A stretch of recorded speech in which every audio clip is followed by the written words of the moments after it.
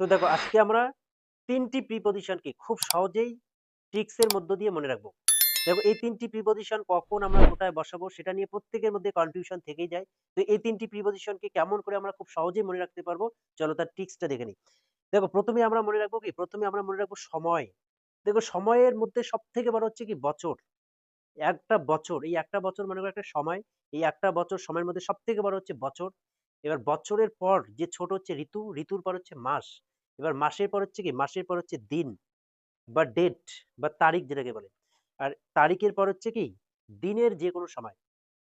তো দেখো সবথেকে বড় হচ্ছে কি? বছর, তারপরে হচ্ছে ঋতু, তারপরে হচ্ছে মাস। এই যে ৩ টি, একটা হচ্ছে সবথেকে বড় হচ্ছে কি? বছর, তারপরে ঋতু, তারপরে হচ্ছে মাস। এই ৩ টির আগেই আমরা সবসময় ইন বসাবো। তো মনে রাখবো ইন হচ্ছে সবথেকে বড়। এরপর ইনের পর হচ্ছে কি?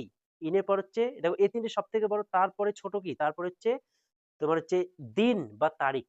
এবার দিন বা তারিখ। তো দিন বা তারিখের আগে আমরা অন বসাবো। এবার অন অর্থাৎ দিন বা তারিখের পর যে ছোট রয়েছে সেটা হচ্ছে কি? দিনের যেকোনো সময়।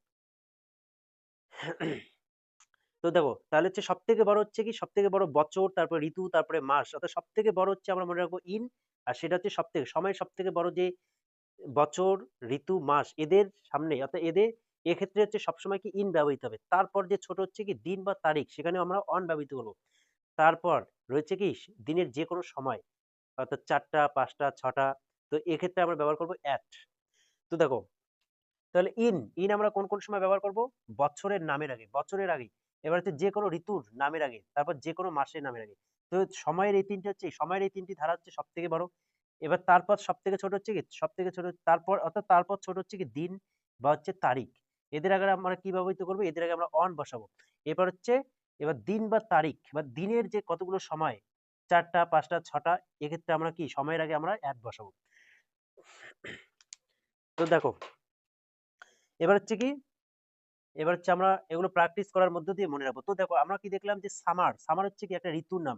তো ঋতুর নামের আগে কি? দেখো সবথেকে বড় হচ্ছে কি? সবথেকে বড় হচ্ছে সাল হুম, বা বছর। সাল বা বছর। সবথেকে বড় হচ্ছে কি? বছর। বছরের নামের আগে কি? বছরের আগে সবসময় আমরা ইন ব্যবহৃত করব। এবার বছরের পর কি রয়েছে? ঋতু। ঋতুর আগে কি ব্যবহৃত করব? আমরা ইন বসাবো। এরপর তারপর হচ্ছে মাস। মাসের নামের আগে কি বসাবো? আমরা ইন বসাবো। তো এরপর যে ছোট রয়েছে সেটা হচ্ছে কি? সেটা হচ্ছে ডেট। ডেট বা দিন। তার আগে আমরা অন বসাবো। দেখো থার্সডে হচ্ছে একটা দিনের নাম।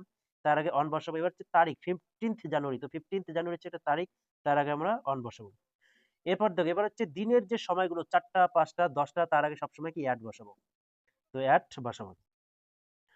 তো দেখো তাহলে হচ্ছে কি সামার হচ্ছে একটা ঋতুর নাম। তো ঋতুর নামের আগে ইন বসাবো।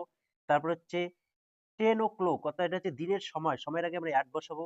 এবার সেপ্টেম্বর হচ্ছে একটা মাসের নাম। তো মাসের নামের আগে আমরা ইন বসাবো। তারপর হচ্ছে বছর। বছরের আগে কি বসাবো আমরা? ইন বসাবো। তারপর হচ্ছে থার্সডে এটা হচ্ছে একটা বারের নাম। বার। তো বারের নামের আগে কি বসাবো আমরা? বারের নামের আগে বা দিন বা তারিখ। এই যে দিন বা তারিখ দুটোর আগে আমরা কি বসাবো? দিন বা তারিখ দুটোর আগে হচ্ছে অন বসাবো। এবার দিনের যে সময় সেটা হচ্ছে ৫টা, ১০টা এর আগে হচ্ছে এট বসাবো। তো দেখো তো এবার হচ্ছে আমরা এই যে মন্ডে এবার মন্ডের আগে আমরা কোন প্রিপজিশন বসাবো? এই ৩ টির মধ্যে ইন, অন, এট এর মধ্যে আর হচ্ছে ১৩ই জুন রয়েছে। তো ১৩ই জুনের আগে আমরা কোন প্রিপজিশন বসাবো? তো তোমরা এটা কমেন্ট করে জানিও।